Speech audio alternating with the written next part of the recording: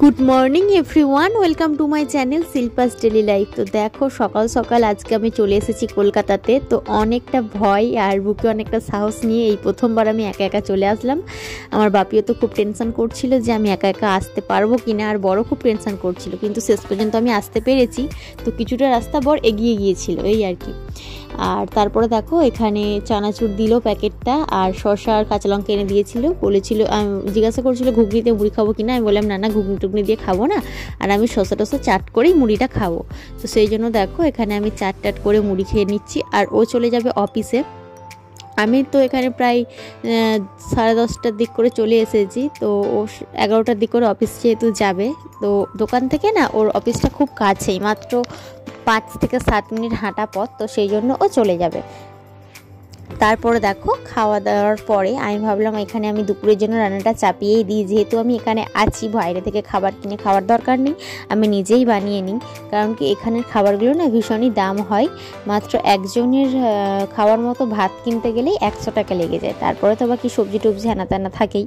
তো সেই জন্য এখানে দেখো আমি রান্নাটা চাপিয়ে দিয়েছি, বেগুন ভাজা করছি, আর আগে ভাতটা আমার বানানো হয়ে গেছে। আর তো চলো, আমি এখানে ফ্রেশ হয়ে ড্রেসটা চেঞ্জও করে নিয়েছি আর রান্না বান্নাগুলো করে নিচ্ছি। দেখো এখানে রান্না আমার হয়ে গেছে। এই যে হয়েছে ফুলকপি দিয়ে, পটল দিয়ে, আলু দিয়ে মাছের ঝোল বানিয়ে নিয়েছি। আর এইদিকে হয়েছে বেগুন ভাজা আর ভাত। তো আর বেশ কিছুটা মাছ ভাজা ছিল, আর এই বক্সটাতেই আমি বেগুন ভাজাটা রেখে দিয়েছি, ব্যাস আর কিছু বানাইনি। আর বর দুপুরবেলা খেতে আসবে বললো অফিস থেকে, সচরাচরও আসে না, যেহেতু আমি এখানে আছি সেই জন্য আসবে। এদিকে দেখো বাইরে পড়ছে প্রচণ্ডভাবে বৃষ্টি। এটাই হয়, আমি এখন করে যখনই আসি তখন দেখি এখানে বৃষ্টি হয়।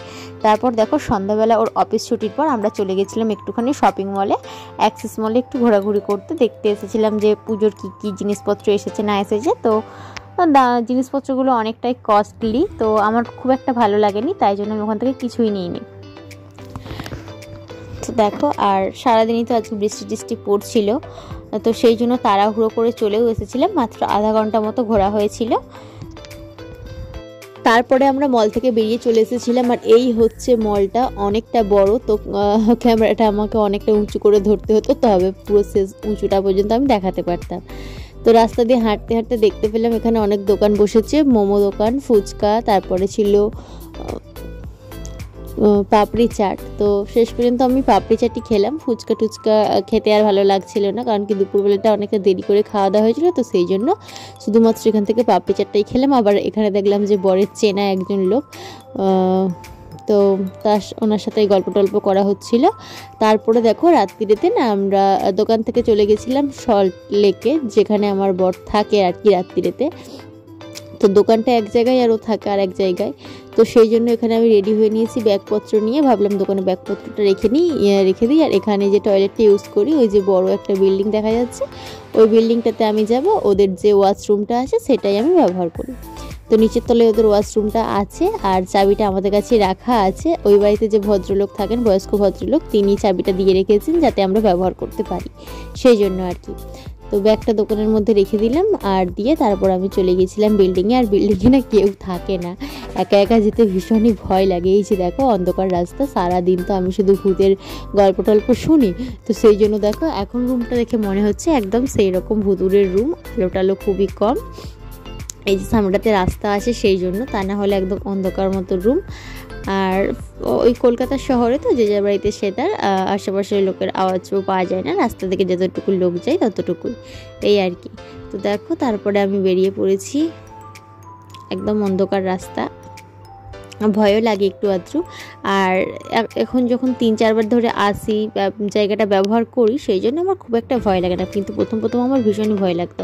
আর সব সময় তো ওর পক্ষে আমার সাথে এসে দাঁড়ানো সম্ভব হয় না, ওর তো নিজস্ব কাজ আছে, তাই না, সেই জন্য।